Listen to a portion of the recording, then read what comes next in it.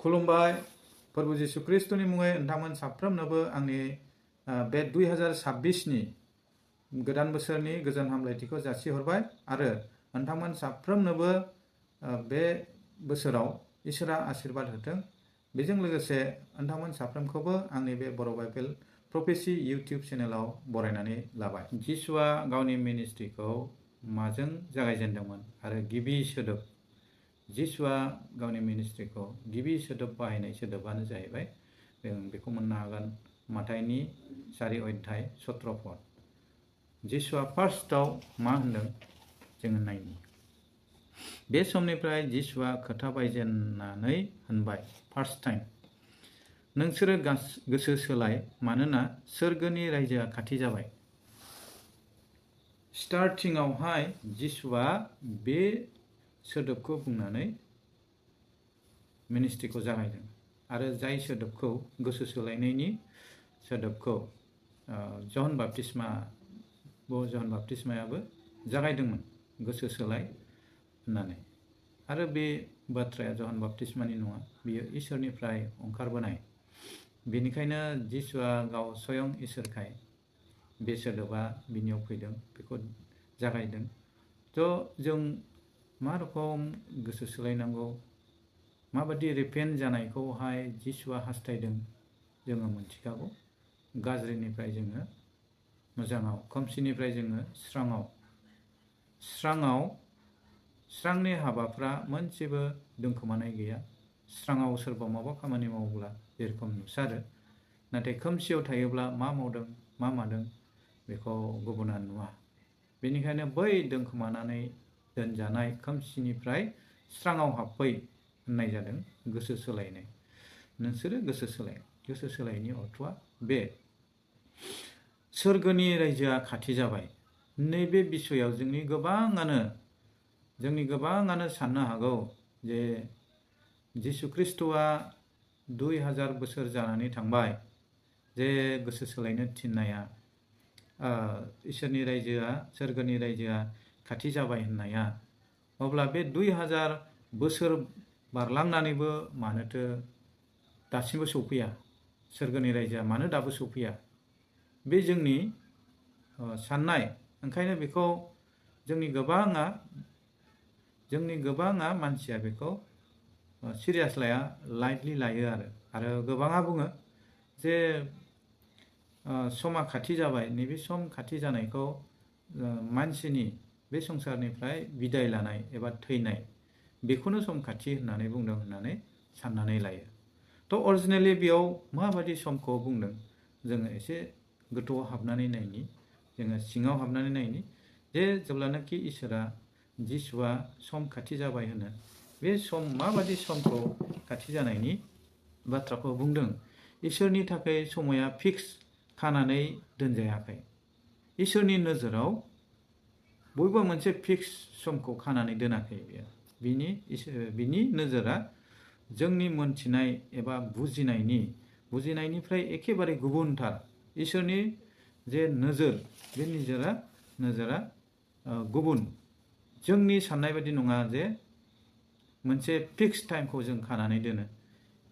इसोरनियावहाय बेबायदि खानानै दोनजानाय मोनसे फिक्स गैया।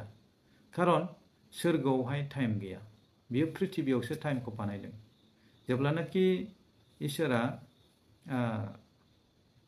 क्रिएसन खालामदोंना, स्कलारफ्रा बुङो टाइमखौ गिबि बानायदों बियो होननानै।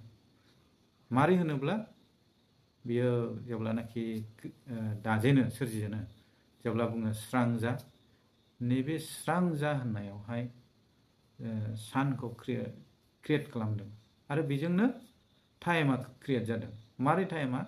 जोंनि बुहुमा गिदिंबाय थानायखाय जोंनियाव टाइमा दं आरो बे बुहुमानो साननि सोरगिदिं गिदिङो। नैबावनो टाइमनि क्रिएसना जादों। जों बेखौ बुजिनो नांगोन। नाथाय इसोरा जे जायगायाव थायो, बे जायगायावहाय ना बेबायदि मोनसे साननि गिदिंनाय दं, ना गेलेक्सि दं, दुङाबो सुवाबो ओरैबायदि मोनसे कन्डिसनाव दोनदों। जोङो बिनि आफांनि प्लेनेटआव जों थाङोब्ला जेरेखम मार्स, बेयाव जोबोर गुसु, आरो जोङो सिगांथिंनि प्लेनेटआव थाङोब्ला जों आवलिजोबगोन। नाथाय जोंनि पृथिबिया ओरैबायदि दुङाबो सुङाबो जायगायावहाय इसोरा दोनदों, बानायदों बे पृथिबिखौ। आरो बे जेब्लानाखि पृथिबिया मुभिं जायो, साननि सोरगिदिं जेब्लानाखि गिदिङो, नैबेनो टाइमा। नाथाय सोरगोआवहाय मोनसे फिक्स थाबाय थायो, बेनिखायनो सोरगोआव टाइम गैया। बेनिखायनो नुजा होजानायाव बुंदों, जोबनो गैयैनि जोबनो गैयै, देयर इज न' एन्ड टाइम, टाइमा जोबनाय गैया। जोंनि पृथिबियावसो 100 बोसोर, 200 बोसोर, 1000 बोसोर बेबायदि मोनसे टाइम दं जोंनियाव। बेनिखायनो 2 पेटरनि 3 आरो 8 पदआव 2 पेटरनि 3 आरो 8 पदआव बुंदों जे जों मानसिनि 1000 बोसोरा इसोरनि सानसेजों समानल'। बेखौहाय 2 पेटरनि 3 8 पदआव बुंदों, आं फरायनि। आन्थाय अनजाग्राफोर, नोंसोरो बे मोनसेखौ दाबाव, फोरबोनि सिगाङाव सानसेया 1000 बोसोरफोर बादिनो आरो 1000 बोसोरफ्रा सानसे बादिनो। अब्ला नाय, 1000 बोसोरा बेसे गोबाव। जोंनि दानि मानसिया 60 70 80 बोसोर जोरो मेक्सिमाम। अब्ला 1000 बोसोर होमबा बेसेबां जेनेरेसन नांगौ 1000 बोसोर जानो? 12-13 जन मानसिनि बैसो, 12-13 जन, मोनसे 12टा 13टानि जेनेरेसन, अब्लासो 1000 बोसोर जायो। थ' इसोरनि नोजोरावहाय 1000 बोसोरा जोंनियाव इसोरनि नोजोराव, इसोरनि थाखाय सानसे बादिल', मैयानि सानसे बादिल'। बे बिसयखौनो आरो गितफोरनि 90नि 4 पदआवबो एखे बिसयखौनो बुंदों। बाइबेला जेब्लानाखि मोननै एभिडेन्स होयो, बियो ओंखायनो मोननै रेफारेन्सखौ आङो होनाय जानोसै बेयावहाय। मानोना नोंनि मोखाङाव 1000 बोसोरा मैयानि थांनाय दिन बादिल', नङाब्ला हरनि पहरसे बादिल'। मानोना नोंनि मोखाङाव, बेखौ सोर होनदों? दाबिदा गावनि मेथाइआव इसोरखौ बुंदों, नोंनि मोखाङाव, इसोरनि मोखाङाव जों मानसिनि 1000 बोसोरा मैयानि थांनाय दिन बादिल', बेखौ दाबिदा बुंदों।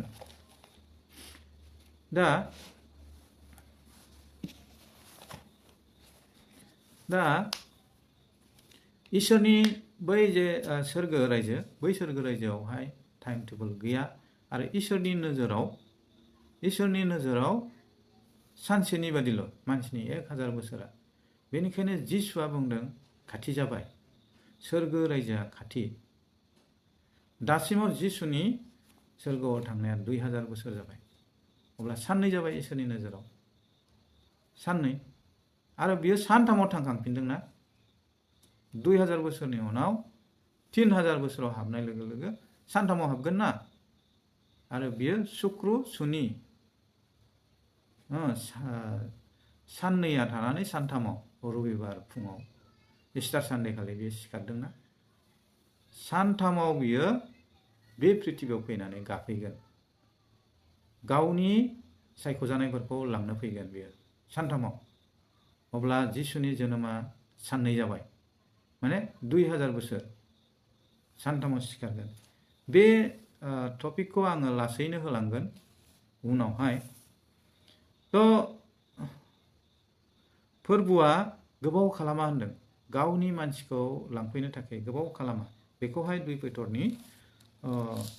पेटरनि 3 अध्याय 9आवहाय जों नायबावनि। सोरबाफोर साननाय बादि फोरबोआ समाय लाखानायखौ गोबाव खालामा। बैयावहाय माथाइनि 4:17 जिसुआ बुंदों, फार्स्ट गावनि मिनिस्ट्रि जागायजेननायाव, सोरगोनि रायजोआ खाथि जाबाय, एकदम खाथि, गुसुं। आरो बेयाव बुंदों, फोरबोआ गावनि समाय लाखानाय बायदि आं नोंसोरखौ लांनो फैफिनगोन बुंनाय बायदि गोबाव खालामा। जों मानसिनि थाखाय गोबाव, 1000 बोसोर, 2000 बोसोर नेबाबो नेख'नो हाया। इसोरनि नोजोराव टाइमा सानसेल'खाय, गुसुंल'खाय बेयो गोबाव खालामा। आरो बे टाइम गुसुंखौ मोनहैफानो जायफ्रा जिसुजों लांजागोन, बिसोरनि थाखायबो टाइम थानाय नङा। माने पृथिबियाव थानाय समाव टाइमा जायोखाय मानसियाबो बोरायो, गासिबो एक्सपायरि फैयो। आदम आरो हवाया पापआव गोग्लैनायनि सिगांनि पृथिबिया बे समनि क्रिएसना आलदामोन। बे थैनाया मानसिनियाव पापआव गोग्लैनायनिफ्राय फैदों। बियो नोंसोरनि लागै सैसोयो। इसोरा जोंनि थाखाय सैसोयो, सैसोनानै नेयो। मानोना बियो इच्छा जाया, इसोरा इच्छा जाया सोरबा सोरबा हफायथों होननानै। बिनि इच्छाया बेनो बयबो गोसो सोलायनानै सहैथों। जोंनि गोबाङा बुङोना बे मानसिया इसेबां पापि अब्लाबो जे थैया।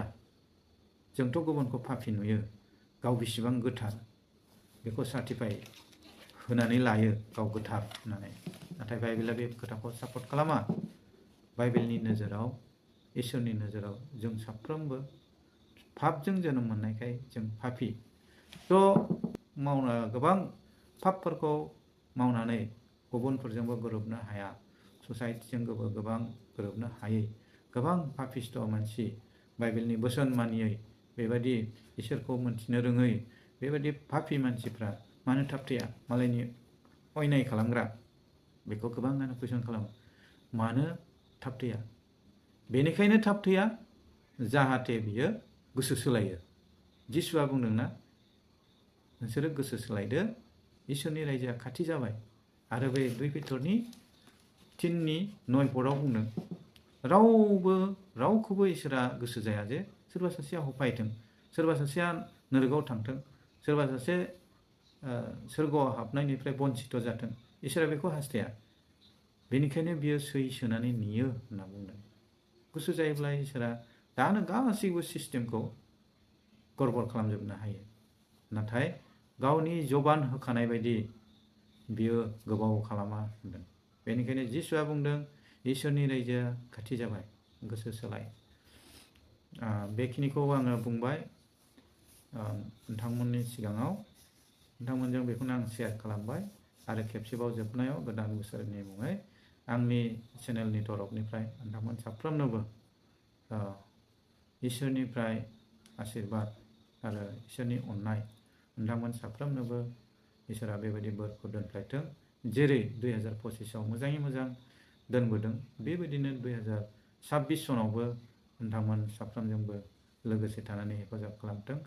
नोंथांमोना बे भिडिअखौ जायफ्रा जोबजासिम नायदों, आं नोंथांमोन साफ्रोमनोबो नि थाखाय आङो इसोरनियाव प्रे खालामनि। नोंथांमोननि माबाफोर समस्या दङब्ला, नोंथांमोनाबो बे भिडिअखौ नायसनदोंब्ला नोंथांमोननि गासै समस्याखौ मेगन मिसिबनानै इसोरनाव रायथिबानो जाबाय। बयनिबो थाखाय। बेनिखायनो नोंथाङा फोथायनायजों नोङो इसोरनाव रायथियोब्ला इसोरा बयखौबो अनो। बयनिबो थाखाय इसोर नोंथांमोननि थाखाय आरो नोंथांमोननि न'खरनि थाखाय जों आरज खालामो। गोथां अनखौ आफायसो नोंखौ दानो हामबाय आरो हामबाय होनदों फोरबो। थांनाय 2025 सनाव फोरबो नोङो जोंखौ मोजाङै दोनबाय। बेबायदिनो फोरबो 2026आव फोरबो दिनै आगान होबाय। फोरबो नोंनियाव गासैबो फोरबो जोंनि अपराधफोरखौ फोरबो नोंनियाव फोरबो निमाहा बिदोङो। फोरबो मानोना जोंनियाव अपराधफोर थायोबा फोरबो सैताना बोलो मोनो। बेनिखायनो जोंनि गासै दाय आरो पापफोरखौ नोङो निमाहा खालाम। आरो फोरबो गथायबावदों जायफ्रा आंनि चेनेलाव फैनानै जे गोथौथार फोथायनायजों नोंनि बे गोथांनि बाथ्राखौ खोनासंबाय जे फोरबो जिसु नोङो पृथिबियाव फैनानै सिगांसिनथार जेब्ला नोङो मिनिस्ट्रिखौ जागायदों, बे समाव फोरबो नोङो मोननै सोदोबजों नोङो नोंनि मिनिस्ट्रिखौ जागायदोंमोन। नोंसोरो गोसो सोलाय होननाय आरो सोरगोनि रायजोआ खाथि जाबाय होननानै फोरबो नोङो मोनथिगौ फोरबो। बेनिखायनो जायफोर आंनि बे चेनेलावहाय नोंनि गोथांनि बाथ्राखौ फोरबो नायदों आरो नोंनियाव गोथौ फोथायदों आरो गाव गावनि समस्याखौ फोरबो नोंनियाव गारसोनानै होदों, बिसोर साफ्रोमनिबो समस्या, बिसोर साफ्रोमनिबो न'खर आरो गासैनिबो जिउआव नोङो खामानि मावदो। मानोना फोरबो नोङो हाग्रा इसोर, जायफ्रा जिउआव उखैदों, जिउआव गांदों आरो जिउआव हावरिया, बिसोरनि जिउखौ नोङो सुफुंदो। नोङो बानखानाय बायदि गोथार जिउनि दारै गासैखौबो नोङो सुफुंदो। बेनिखायनो फोरबो नोंखौ हामबाय होनदों। मानोना फोरबो नोङो कालभारि क्रुसाव जोंनि गासै दाय आरो पापफोरखौ नोङो बानखाबाय। जोंहा गिनांगौ मुंबो गैला। बेनिखायनो ना जायफोरनि न'खराव जायफोरनि जिउआव सैताना गाज्रि रोखोमै खामानि मावदों बिसोर साफ्रोमनिबो सायाव प्रभु नाजारेतनि जिसुनि मुङै हुकुम होदों गासै गाज्रि जिउफ्रा गोजान जानाय बायदि प्रभुआ हामबाय होनदों बे गुसुं आर'जखौ गथायबाय नाजारेत जिसुनि मुङै आमेन।